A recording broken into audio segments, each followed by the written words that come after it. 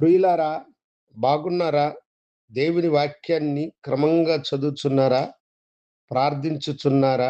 నేటి ధ్యాన వాక్యము లేవికాండం 26వ అధ్యాయము 11వ వచనం.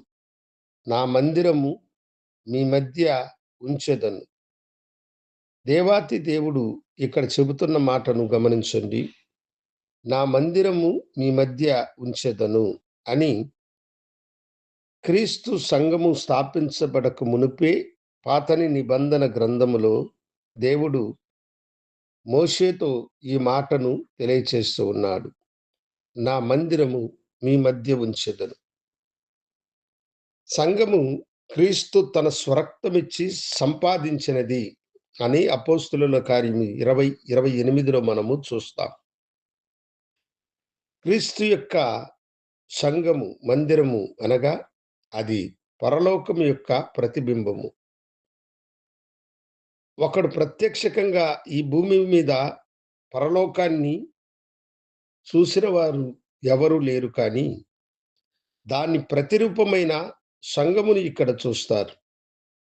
అప్పుడు దేవుడు తన స్వరక్తమిచ్చి సంపాదించిన సంఘములో వారేం చూడాలి? పరలోకపు యొక్క మహిమను, పరలోకం యొక్క ఆనందాన్ని, పరలోకం యొక్క సంతోషమును చూచువారై ఉండాలి.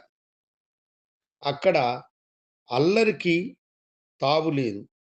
అక్కడ పోట్లాడుకునేటువంటి వారుగా ఉండరాదు. అక్కడ దేవునికి అసఖ్యకరమైన కార్యాలు ఎప్పుడూ జరగవు.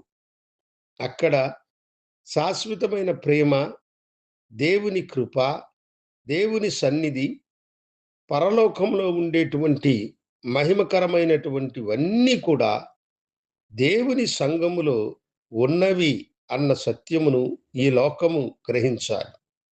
దానినే ప్రభు అంటున్నాడు, ఆ పరలోకపు మహిమైనటువంటి నా మందిరమును మీ మధ్య ఉంచుచున్నానని.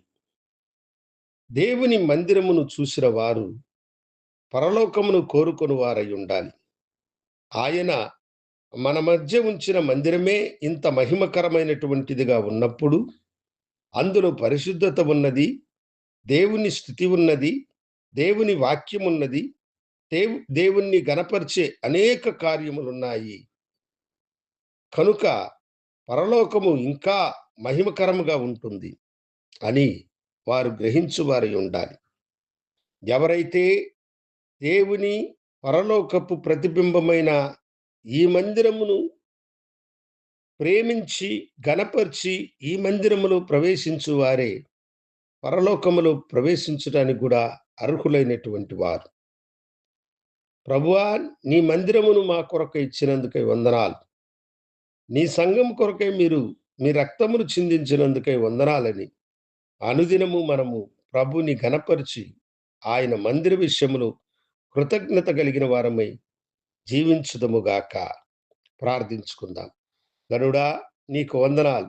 నీ బిడ్డలను దీవించి ఆశీర్వదించి నీకు మహిమకరముగా మందిరములో ప్రవేశించే భాగ్యమును దయచేయమని యేసు నామమున అడిగి వేడుకొంచున్నాము తండ్రి.